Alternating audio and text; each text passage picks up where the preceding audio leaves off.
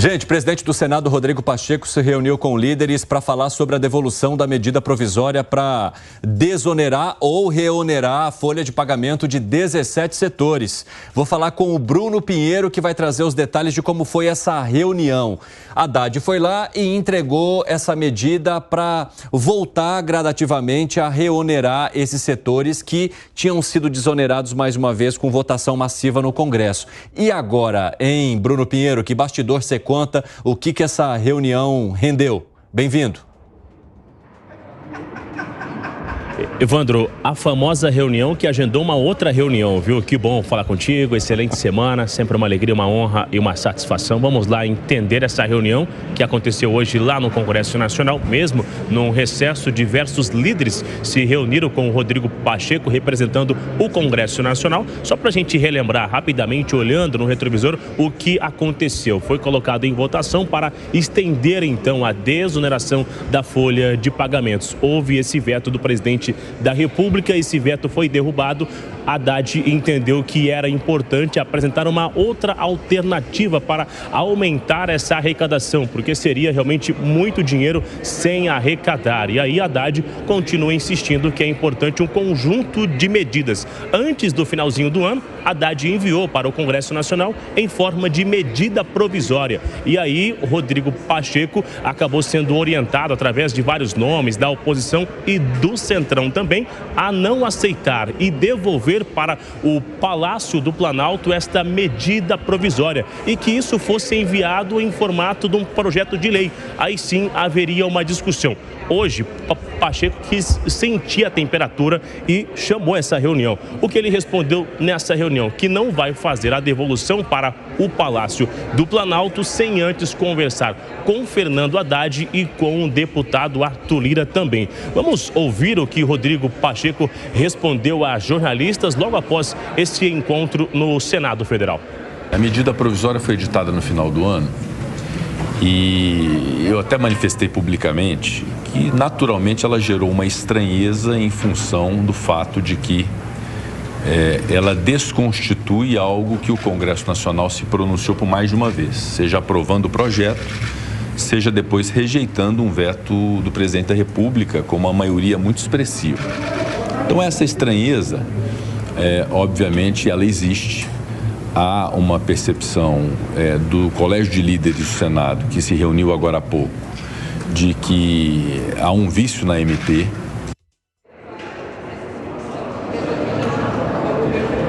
Evandro, eu conversei com alguns nomes após essa reunião hoje, durante o almoço, e o que eu vi é o seguinte, que Rodrigo Pacheco quer fazer um certo aceno para a oposição e para o governo federal. E de que forma que esse aceno aconteceria? Ele reenviaria para o Congresso, aliás, para o governo federal, parte dessa MP e aceitaria uma outra parte. Assim, não estaria indo na contramão, ou seja, aceitaria uma parte do que foi enviado e a outra seria rejeitada. Mas isso será feito após uma conversa justamente com Fernando Haddad e com outros líderes que estavam ausentes da reunião de hoje. Estamos num recesso, tem muita gente em viagem nos seus estados, até também em viagens internacionais. De um outro lado, a oposição respondeu. O senador Carlos Portinho fez um vídeo, inclusive, respondendo essa resposta aí do senador Rodrigo Pacheco hoje após essa reunião.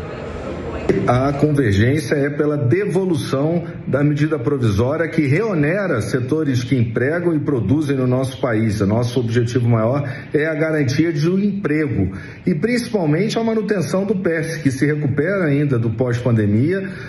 Parece que as coisas vão bem, mas vamos aguardar e os benefícios são muito importantes para o setor. Todos nós colocamos isso na reunião e por isso a medida provisória deve ser devolvida por inteiro. É lógico que a gente ganha essa batalha e é lógico que a guerra continua. Está muito claro que o assunto divide opiniões e esse é um assunto que aparentemente já estava encerrada a discussão no Congresso e agora voltou a ser discutido ainda durante o recesso. Evandro. O senador Rodrigo Pacheco, presidente do Senado, disse que não pretende tomar nenhuma atitude antes de conversar com Fernando Haddad, porque parte das lideranças com os quais ele conversou hoje defende que a proposta seja devolvida integralmente, ou seja, não se discute nada. Outra parte defende que parte parte, né? Que uma parcela daquilo que foi apresentado possa ser discutido como futuro projeto de lei. Como é que vocês veem esse vai e vem que já domina o início de 2024 no Congresso e que já pode levar uma derrota logo de cara para o governo federal, Alan Gani? Evandro, sabe a impressão que dá? Que o governo está desesperado para arrecadar qualquer coisa. Com essa nova medida provisória, né, a possibilidade de arrecadação é de 15 bilhões, porque hoje, com a manutenção da desoneração para 17 setores, o governo deixa de arrecadar 18 bi. Com essa medida provisória, deixaria de arrecadar 3 bi, ou seja, na prática, são 15 bilhões em jogo. É claro que ele não vai conseguir integralmente, mas ele tenta passar essa medida provisória extremamente impopular para a população, para o empresariado, cria também atritos com o Congresso, mas na tentativa exatamente de alguma parte dela ficar e ali ele conseguir algum dinheiro, porque ele sabe que não vai ter cumprimento da meta fiscal. Agora, de qualquer modo, se esse texto passa integralmente, a gente vai ter o aumento do desemprego, o aumento do preço das mercadorias, uma vez que é um ônus tributário para as empresas. Piperno, o governo está desesperado? Não, o governo quer buscar mais recursos, é evidente. Agora, primeiro, esse projeto é ruim, esse projeto é de uma cara de pau total, a gente falou muito sobre isso, porque esse é um projeto essa é uma história que nasceu em 2011, com prazo para terminar. Peraí, que projeto que é ruim? A medida provisória que foi apresentada pelo ministro Fernando Haddad ou o projeto em si que desonera as folhas de pagamento? Esse do final do ano eu já critiquei bastante, porque inclusive ele é extemporâneo. Se o Congresso já votou, se o Congresso votou de novo, se o Congresso derrubou o veto do presidente, é óbvio que a insistência vai, inclusive, contra o próprio orgulho do Congresso. Quer dizer, você está, de alguma forma, querendo atropelar e falando, olha, tudo que vocês fizeram não valeu. É aquela, que recado que você não está entendendo, né? Porque o Congresso já deu várias respostas ao governo federal. O Congresso já vai ter que desenhar, né? Já mostrou para o governo que não, a gente não quer saber desse negócio e fim de conversa. Então, eu acho que, nesse sentido, eu até brinquei no final do ano e falei, olha, é uma medida natimorta, porque não tem futuro algum. Agora, para minha surpresa, eu estou percebendo o presidente do Senado muito mais maleável. Por quê?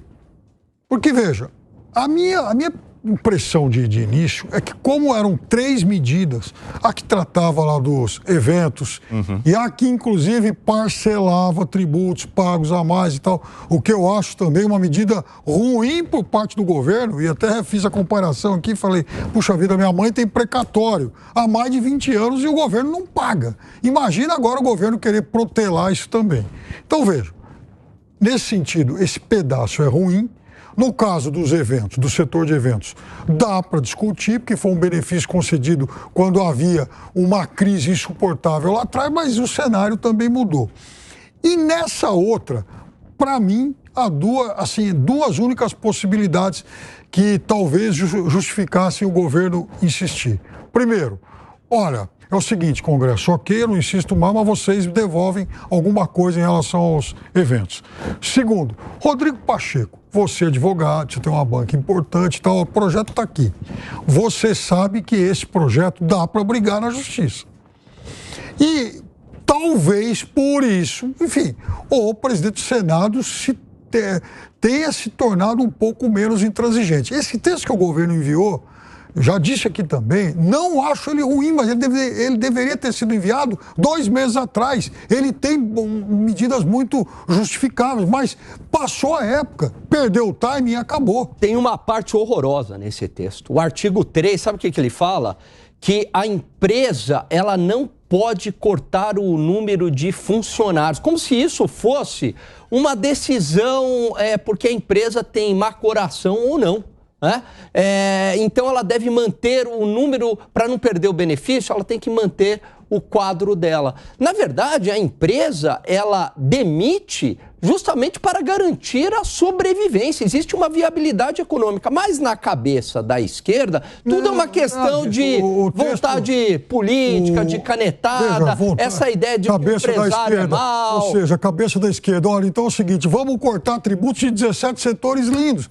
Quem é que me garante que esses tributos a menos que a empresa deixou de recolher estão indo para gerar emprego ou para o bolso do... Sabe quem é que garante? A teoria econômica, porque essa visão sempre da demonização do lucro. Lucro é defensável, lucro é fundamental. Agora, não lucro baseado em favores como esse caso. A empresa, ela quer lucrar mais, ela quer crescer mais. Se ela vai ter mais dinheiro, ela vai investir mais e vai contratar mais gente.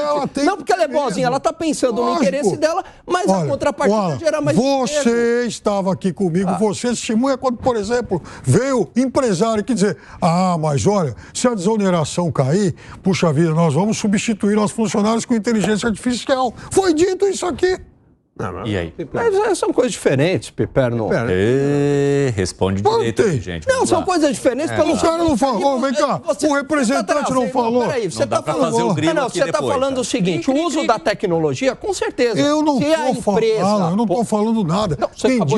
Quem disse foi o nosso entrevistado aqui. O que eu disse no dia que eu achava um absurdo, porque se ele puder substituir, ele vai. Ele vai pela lógica. Isso. Exatamente. Não por causa do projeto. Só que eu estou falando. Projeto. Só que o que eu estou querendo dizer é o seguinte, se a empresa pagar menos imposto, porque quando você tem o imposto, o ônus tributário recai para ambas as partes. É difícil dizer quem é que vai arcar mais com esse ônus tributário. Por exemplo, vou dar um exemplo aqui em bens e serviços, né? Quando você taxa uma mercadoria, o que a empresa tenta fazer? Repassar tudo no preço. Se é um bem essencial, ela consegue. Se não é um bem essencial, ela não consegue repassar tudo no preço. Então, esse ônus tributário vai tanto para o consumidor quanto para a empresa. No caso do imposto sobre o mercado de trabalho, a mesma coisa. Para quem que vai o ônus tributário? Para o trabalhador ou para a empresa? Dá para a gente dizer que ambas as partes vão assumir esse ônus tributário. Agora, se a empresa está tendo menos ônus tributário, na lógica da empresa, ela quer lucrar mais. O que ela vai fazer? Ela tem mais dinheiro, ela vai contratar mais gente. Ela já está lucrando. Mas a lógica de uma economia de mercado é lucrar cada vez mais. Não é que eu vou parar aqui. A questão tem duas coisas. Tem a questão do governo e tem a questão do mercado. A questão do mercado é o seguinte: é impossível fazer qualquer planejamento nesse país com essa maluquice tributária que nós temos e trabalhista. São os duas piores legislações existentes hoje no país. É o contencioso tributário e é o contencioso trabalhista em qualquer setor. Então, veja só, uma empresa hoje que tenha aí o benefício fiscal aí para gerar emprego. Aí ela acorda um dia e descobre que o Supremo Tribunal Federal começou a cobrar de maneira retroativa imposto devido que ela não estava na conta dela. Aí, de onde é que tira esse dinheiro? Como é que faz isso? Como é que acerta? Então, o ponto é que o Brasil vive uma volatilidade, uma imprevisibilidade gigantescas por causa de decisões políticas e do Supremo Tribunal Federal, que na verdade é que nem se jogar a carta, começar a embaralhar tudo de novo. Você não consegue fazer um planejamento, porque sempre tem um Kinder Ovo, uma surpresinha, que é isso. Vai cobrar um tributo a mais, tem uma medida retroativa, e isso acaba com qualquer planejamento estratégico de empresa. Então, esse é o lado de mercado. A gente não pode olhar as coisas por uma única lei. Você tem que olhar pelo conjunto da obra. O conjunto da obra tem questões tributárias, tem questões trabalhistas, tem processos, tem refis, tem um monte de coisa que uma empresa olha. Então, uma empresa não olha uma coisa por um único setor. Então, precisa primeiro criar esse contexto. E o contexto geral no Brasil é essa bagunça que nós vivemos com esses dois enormes contenciosos, trabalhista e tributário. Então, esse é o ponto do mercado. Ponto da política. Por que essa medida provisória é um absurdo total? Primeiro, ele é um absurdo porque, como já disse aqui a Langani e o próprio Piperno, vai contra a vontade do Congresso Nacional, que já votou a favor, já derrubou o veto do presidente. De novo, é o Poder Executivo não sabendo perder votações importantes. Perdeu uma votação, vira a página. Não, está querendo ir para um terceiro turno, porque a desculpa é, se perder pela terceira vez, vamos judicializar. Essa é a ameaça aí debaixo do pano que está fazendo. E por que é judicializar? Primeiro, a meu ver, vai perder isso na justiça porque o Congresso tem absoluta autonomia. E se não perder, vai criar outro enorme conflito entre o Poder Judiciário e o Poder Legislativo. Mas qual é o ponto? Porque o que está por trás dessa história, dessa medida desastrosa que o governo enviou? Está a busca de uma desculpa para o governo não cumprir a meta fiscal esse ano e dizer que vai melar o jogo. Ah, já que eu não consigo ter o dinheiro, nós vamos ter que mexer no valor da meta. Então é assim, é o ministro da Fazenda em busca de uma desculpa política para melar o jogo e dizer ao mercado que não vai conseguir cumprir a meta fiscal. É uma vergonha a atitude do governo, primeiro porque não sabe perder, e é uma vergonha a atitude do ministro da Fazenda que está em busca de uma desculpa para não cumprir aquilo que todos nós já sabíamos que jamais seria cumprido. Vilela, você entende como uma desculpa política? Exatamente, mais do que uma desculpa, é uma molecagem política. Um governo que está precisando dialogar com o Congresso, precisa de votos, teve a necessidade do apoio do Congresso em pautas importantes agora no campo econômico, vem e faz uma molecagem como essa. Uma situação dessa de vir desdizer o que o Congresso já votou, já apreciou e já colocou sua posição legitimamente, isso vem apenas no sentido de fazer o governo se colocar como o dono da bola. Não joga do seu jeito, pega a bola e vai embora. E aí, muitas vezes, o que me incomoda, e eu já tive até a oportunidade de debater com o Piperno isso, é que muita gente diz, imagina, tadinho do governo, o Centrão bota a faca no pescoço do governo, tadinho. É um governo que tem uma postura de não respeitar o parlamento. Ora, o governo Lula, a base do governo Lula, os partidos de esquerda, elegeram menos de 20% do parlamento. Aliás, quem se elegeu mesmo no segundo turno foi uma frente ampla, foi uma frente agregando, sinalizando com os setores de centro. Agora, chega no Congresso, não quer ouvir, não quer dialogar, não quer respeitar esses setores de centro e aí depois vem com a desculpa. Tadinho do presidente, o Centrão tá botando a faca no pescoço. Aí não dá, né? Olha, o ministro Luiz Marinho disse que espera uma sensibilidade do presidente do Senado, Rodrigo Pacheco, para que ele não devolva essa medida por completo. E o presidente do Senado se manifestou sobre essa necessidade de conversar com o ministro Haddad. Vamos ver. Não tomarei uma decisão de devolução integral ou de devolução parcial sem conversar com o ministro Fernando Haddad. Acho que é muito importante haver esse diálogo entre o Legislativo e o Executivo, porque todos nós, Legislativo e Executivo, queremos dar a sustentação fiscal para aquilo que nós abraçamos, que foi a busca do déficit zero.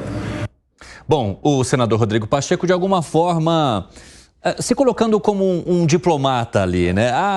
Nós não vamos tomar nenhuma medida antes de conversar, mas o que ele está querendo dizer é, eu preciso avisar o ministro Haddad que esse negócio não vai para frente, hein, Alan Gani? Eu acho que sim, eu acho que ele não quer tensionar ainda mais essa relação com o Congresso Nacional, né? Entre o Executivo e o Congresso, porque essa MP não faz o menor sentido. Veja, o governo, ele não perdeu apenas uma vez, ele foi derrotado 2 vezes. E isso representa claramente um desgaste político para o governo, porque enquanto tramitar essa MP, é claro que a oposição vai fazer um barulho de que, olha, o governo só pensa em aumentar imposto, o governo pensa em aumentar imposto e levando a consequências como o aumento do desemprego. Então, veja, é um desastre também do ponto de vista político. Mas é claro aí que o Rodrigo Pacheco, talvez até pela relação boa que ele tem com o governo, com o presidente Lula, com o próprio ministro Fernando Haddad,